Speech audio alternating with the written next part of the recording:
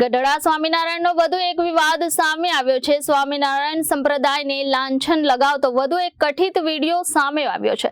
આ viral video વિશ્વજીવન સ્વામીનો હોવાનો પ્રાથમિક અહેવાલ છે, ત્યારે જનાદેશ ન્યૂઝ આ કથિત વાયરલ વિડીયોની પુષ્ટિ કરતું નથી। ગઢડા સ્વામિનારાયણનો વધુ એક વિવાદ સામે આવ્યો છે। સ્વામિનારાયણ સંપ્રદાયને લાંછન લગાવતો વધુ એક કથિત વિડીયો સામે આવ્યો છે। આ વાયરલ વિડીયો વિશ્વજીવન સ્વામીનો હોવાનો પ્રાથમિક અહેવાલ છે। આ કથિત વાયરલ વિડીયોમાં સ્વામી સૃષ્ટિ વિરુદ્ધનું કૃત્ય કરતા જોવા મળે છે। આ કથિત વાયરલ વિડીયો હોવાનું જાણવા મળ્યું છે। વિશ્વજીવન સ્વામી વિડીયો વાયરલ થયો છે। 17 વર્ષીય કિશોર પાસે તેઓ સૃષ્ટિ વિરુદ્ધનું કૃત્ય કરાવતા હતા। ગઢડા સ્વામિનારાયણ સ્વામીનો સોશિયલ મીડિયામાં ખૂબ વિરોધ થઈ રહ્યો છે, ત્યારે જનાદેશ ન્યૂઝ આ કથિત વાયરલ વિડીયોની પુષ્ટિ કરતું નથી।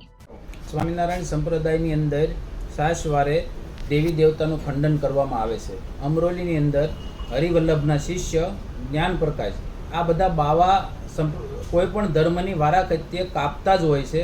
ભગવાન સ્વામિનારાયણ ક્યારેય પણ આવું શાસ્ત્રમાં લખતા નથી ગયા। ભગવાન સ્વામિનારાયણ શાસ્ત્રની અંદર હનુમાનજી, ગણપતિ, શિવ, પાર્વતી, સૂર્યનારાયણ આ બધાને નમસ્કાર કરવા, રસ્તામાં મંદિર આવે તો દર્શને જવું, ભગવાન એવું કીધું છે। ત્યારે શાસ્ત્રોનું ખંડન કરી અને પોતાની યુટ્યુબની અંદર પૈસા કમાવા માટે આવા પાખંડી લોકો ભગવાન સ્વામિનારાયણનું નામ બદનામ કરી રહ્યા છે, સંપ્રદાયને બદનામ કરી રહ્યા છે।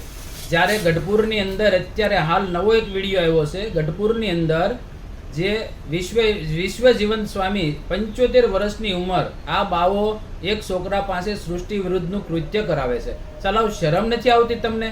તમે આ સંપ્રદાય મૂકીને બધા જતા રહ્યો અને સફેદ કપડાં પહેરી લ્યો અને તમને હવે ઘરે ન રાખે ને તો તમે ક્યાંક કૂવામાં પડો, પણ તમે આ ધંધા બંધ કરો, સંપ્રદાયને લજવવાનું બંધ કરો, મહેરબાની કરીને પ્લીઝ।